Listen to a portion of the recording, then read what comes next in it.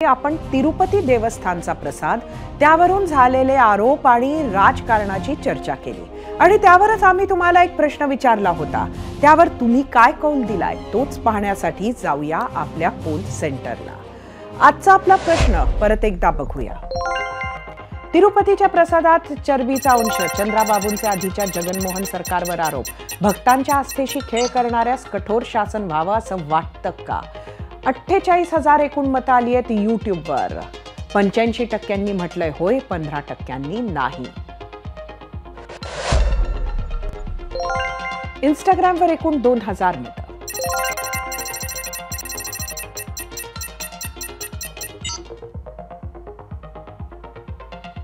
%88 म्हटलं होय, 12% नाही।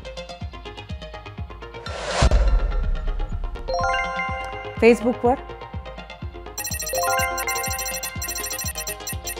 60% म्हटलंय होय, 40% नाही।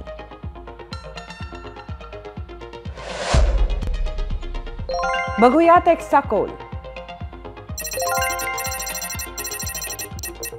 84% होय म्हटलंय, 16% नाही।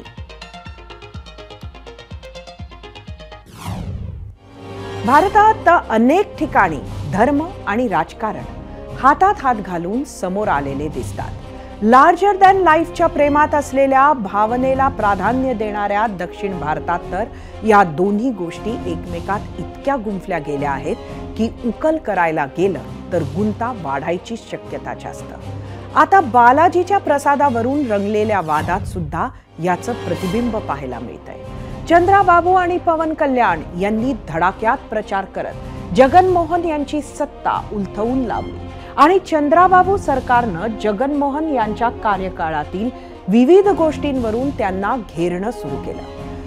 त्यातच एक भाग म्हणजे तिरुपती प्रसादातील भेसळ प्रकरण। फक्त राजकारणाचा विचार केला तर हा संघर्ष अतिशय जुना म्हणजे 90च्या दशकापासून आहे। जगनमोहन यांचे वडील YS राजशेखर रेड्डी काँग्रेसचे ज्येष्ठ नेते होते।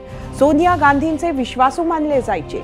संयुक्त आंध्र प्रदेशात 2004 आणि 2009 असे सलग 2 वेळा काँग्रेसला सत्तेत आणत ते मुख्यमंत्री बनले होते। 1999 ते 2009 साली हेलिकॉप्टर क्रॅशमध्ये निधन होईपर्यंत चंद्राबाबू आणि YSR यांच्यातील राजकीय वैराची अनेक रूपं आंध्र प्रदेशानं पाहिली आहे।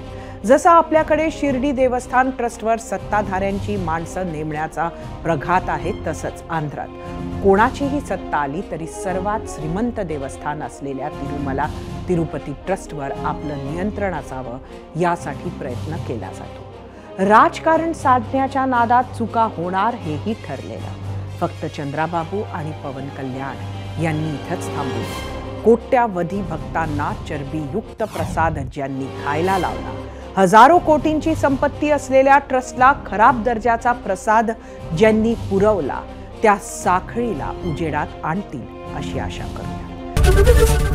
एबीपी माझा, उघडा डोळे बघा नीट।